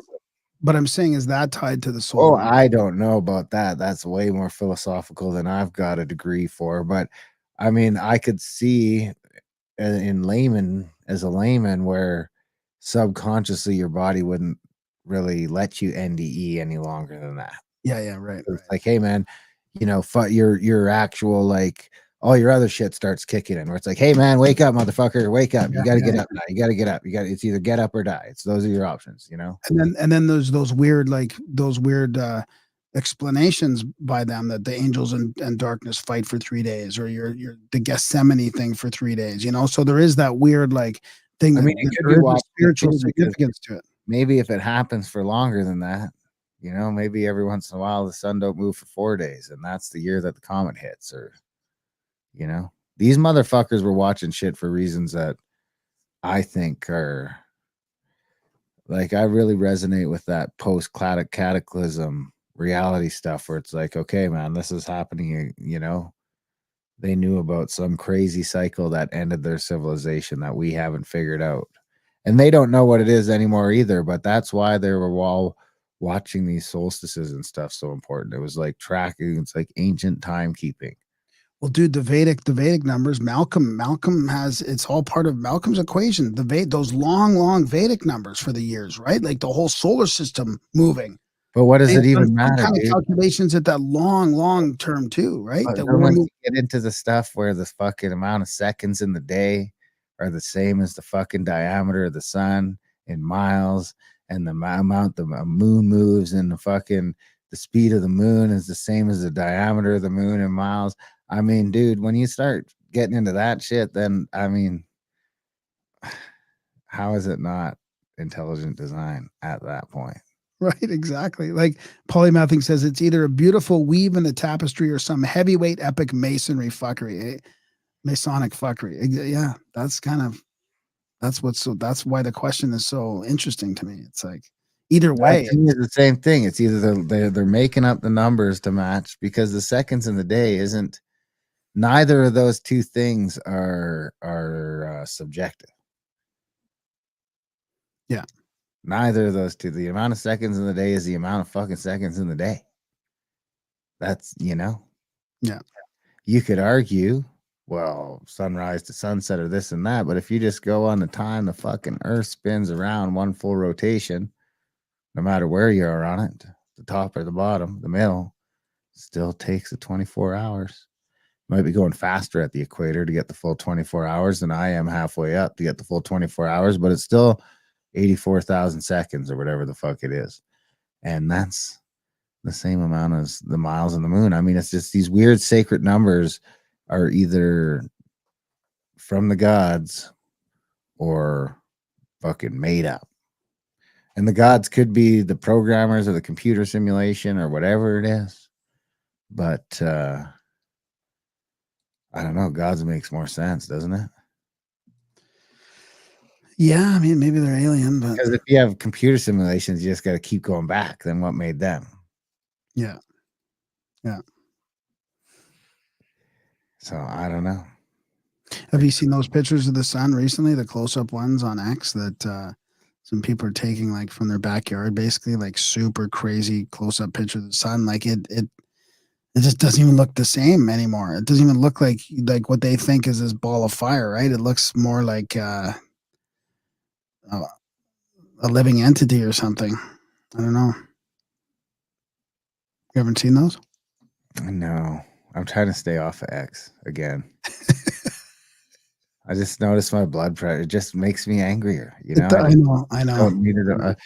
And not even just like not angrier. Not because I'm not angrier, but It's just pretty like in frustrating. that moment when I'm on there, it's like I'm getting frustrated about things that I wouldn't be frustrated about if I wasn't on Twitter.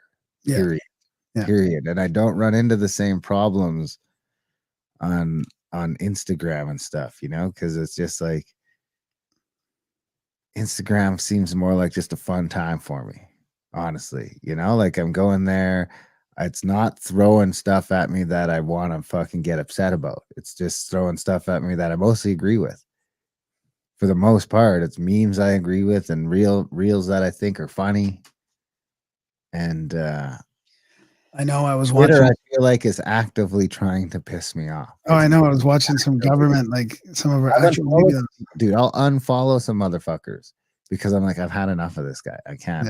I'm not going to name any names here, but I'm just like, he's a nice guy, but I just can't handle his Twitter feed. And I'll unfollow him, and it'll just keep throwing him at me, Even though you've unfollowed them. even though I've unfollowed him. Because then I'll have to go, because if you'll notice, there's a little toggle at the top where you can switch from following to for you. And it'll just keep changing that thing back to for you if you don't actively change it. Well, I always stay on the for you. That's it. Yeah, so that means it doesn't care about who you're following anymore. Now it's Right. just about Yeah, what yeah. it thinks you'll fucking interact with. And Yeah. what are you most likely to interact with? Shit that makes you fucking angry. Something you like, you just throw a like on, maybe a repost, but it's what's this motherfucker saying? You cocksucker. Now you're fucking commenting and I don't know. starting going. I see you out in the wild too, Dunlop. I don't argue that much. I mainly agree on things. I don't know if I'm attracted to the ones that piss me off, but I'm not attracted to. What do you mean? I know it. Well, you were just explaining that how that works. So I mean, I was watching some government stuff and that's what was happening to me. I was getting all frustrated. I'm like, oh my God, they're so far away. The government is so far away from where we want them right now. It's unbelievable. Like they're accusing the other government of things. You're just like, oh my God, it's so bad. Yeah, and the other government's a bunch of idiots too. That's what we gotta remember is that they're fucking. I mean, that's the thing that pisses me off about half the channels I follow is they're just fucking Pierre fucking Polivier bootlickers, and I'm like, you fucking guys don't get it. Yeah, you don't get it. It'll be nice. It'll be a nice little change and slow down in direction. But I mean, the dude still, you know, the pride flags aren't fucking going anywhere. I'll tell you that. Yeah. Anyway, should we get out of here then? Yeah, let's wrap it up, I guess. Yeah, thanks for putting up with that. That was fun. Yeah, that was good. I got some stuff in the. I mean, honestly, dude, it's been almost a full year of trying to correct the audiobook problem. You know, we were just getting into taking on some other stuff, doing some YouTube shorts and some video stuff, and maybe start doing some presentations. Yeah, right. You know, I've done the whole in their own words thing as a presentation and do some filmmaking or get some presentations together. But then the rug got pulled out of us, and I was just thinking about it the other day because I'm like, well, shit, it was like the last week of July, so we're like, 6 or 8 weeks away from it being a full year, and we're just getting back, right? Just fucking getting back, and it's like, dude, it's been like fucking 30 hours a week for that entire year trying to fucking claw our way back to So Grimericans.ca/support, guys, if you can, when you can. It's not like we're doing nothing over here. We fucking work a lot on this shit. So if you're getting some value from it, it's basically all we do outside of maybe other work. Yeah, exactly. Not any fucking hobbies except for hunting and my family. It's just about hunting season, actually. So I'm hoping that by like September, everything can sort of be in cruise control again, Yeah, exactly.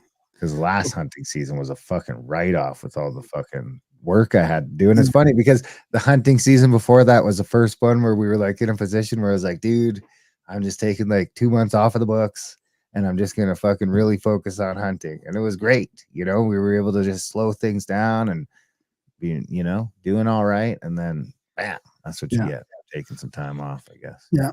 Well, thanks for watching, everybody, too. Appreciate it. Yeah, everyone seemed to like it. So we're gonna have. I gotta mention that I didn't share it with you, but I got Dasmo's book in, the Sandcastle book. Dasmo chats. It's some of them sandcastles he made were fucking wild, dude. So are you coming through Calgary? Well, I'm gonna have to see you sooner or later, I guess, because you're getting the wedding ring. Yeah. But you're not coming through Calgary, are you? Where are you flying back to? On my way back, I probably am. I think I have. Oh, maybe Toronto. No, I think it's Toronto. Yeah. And then right to there. Yeah, I think so. All right. Well, I'll probably have to just come meet up with you somewhere after that. Anyway. And I've got a direct flight to Vancouver on the way out. So. Well, on the way out, it's no good anyway. I just the old lady's dying for engagement ring back. So. Oh, okay. Wow. And, all right. All right, guys, support the show, Grimericans.ca/support. If you're getting some value from our show, from all the stuff we're doing, like we're not getting paid from anyone for this show, period, other than any of you guys who choose to donate or sign up for a monthly. There is enough of them that makes it not a total waste of time, but there's not enough of them to make it a job or anything like that. We have to do the audiobook stuff full time and not work full time and do all that for income. It'd be great to get this show to the point where we could do guys, if we didn't work, we could be giving you all sorts of presentations like this. We could really have some time if we had some money even to maybe get some helpers, some researchers, things like that, you know, learn Greek. How do I learn Greek when I have to just hustle 20 hours a day? So, Grimerica.ca/support. There's adultbrain.ca if you want to get all those audiobooks that we were talking about. You can get them on Spotify. I mean, it's worth mentioning that if you have Spotify Premium in a bunch of countries, USA in particular, our audiobooks are free with your subscription. I think you get 15 hours a month or one audiobook a month. I don't know how it works exactly, but there is a pool mode, so you can just listen to those books, and it doesn't cost you any extra, and we get paid. So then you can get them in podcast form, Patreon, Bandcamp, Audible, Spotify. Go to our YouTube channel and put it on while you're sleeping. Oh, dude, can you believe these sleepers? They get mad about the little ding at the beginning. It's like, fuck you. You know what I noticed? Out of all the places we sell our books, very little complaints. You give the fucking things away for free on YouTube, and everybody's got something to say. Everybody's got something to say. It's fucking unbelievable to me. Anyway, it's mostly positive stuff. Honestly, on that channel, I don't. If it's negative, I just get rid of it. It's not that kind of channel, you know. So there's not a lot of negative stuff, but it's just always, you know, I had the amount of people that complained about that little ding at the beginning, and then I was like, well, I'll just get rid of the ding, and then a bunch of other people got pissy about it. I need the ding. How else do I know it's starting a new book? Well, it's like probably because he's gonna say that like 2 seconds later. You'll figure it out. Anyway, I digress. Adultbrain.ca for the books, GrimericaOutlawed.ca for the other podcast. Contact at the cabin for the trips. We got that exciting trip coming up here with Brandon Powell, and he's working on bringing his buddy Mark England, maybe, and could get interesting, that one. It could get interesting. A few of us might stay at the cabin for one extra day and, you know, get into, well, you know, have some fun with some fun guys. So I'll send the wife home with the kids on Sunday, and Brandon might want to do this thing. So let us know if that's something you're interested in, but it's going to be an interesting one. It's got, we do some skeet shooting, eat some wild meat. A bunch of us are going out hunting before it. So if that's something you're interested in, if you want to come along for a hunt and see how all that goes down, could be an option. Just email me or email Graham. Jump in the lake. We're doing the springs, the river, hot springs, the river. I mean, it really is a fabulous, fabulous time. It's really and it makes you better in the process. You'll go away from it feeling better about everything, including yourself. So I think one guy actually last time went back with what happened? He was sick. He's better now, but wasn't for me anyway. Wasn't from the event, but anyway, we love you guys. Thanks for listening, and we will see you next week.